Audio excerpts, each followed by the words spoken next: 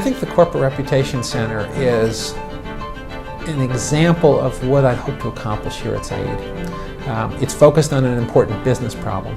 It's engaged with the business community. It's driven by research.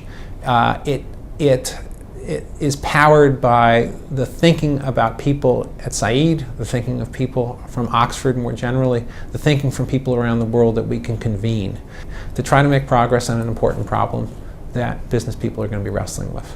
What's exciting about creating a centre like ours within an institution like Oxford is the extent to which we can very quickly become a destination, a hub for research and teaching and expertise on a subject of huge importance to business.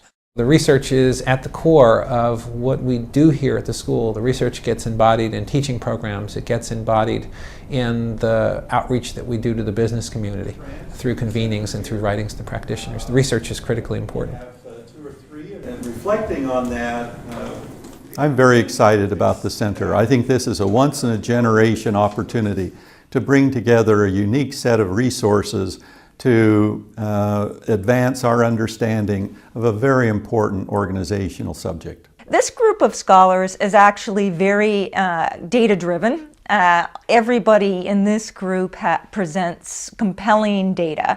And I think that's one thing that leaders, CEOs are convinced by is data. The center has the capability of really producing some kinds of change.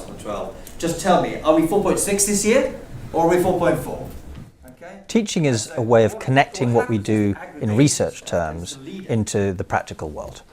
It's a subject which lends itself to teaching reputation, and we have been teaching now executive education with a number of senior companies and directors. We run our own reputation and executive leadership program every summer, which is an invitation-only program, and crucially we're also now embedded in the MBA. We've just completed our first reputation elective for our MBA.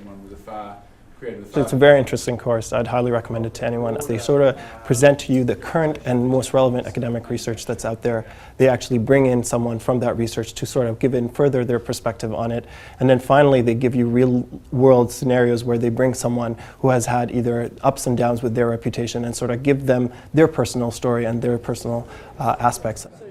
I've certainly encouraged our senior executives to come to this centre, and I will keep doing that in the companies I'm involved in, because I want to increase their awareness to reputational risks and the need and the absolute necessity of never taking shortcuts and of behaving ethically, behaving responsibly in all aspects of business life.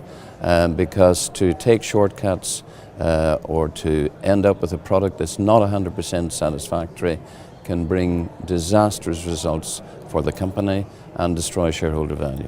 The boardroom is a very different place now in terms of the reputations they have to manage because of social media, because of the internet, because of Google, that they're no longer, the boardrooms are stuff full of command and control captains of industry. And I think as the centre has proven its studies, reputations are not personally owned, they're owned by everybody else out there.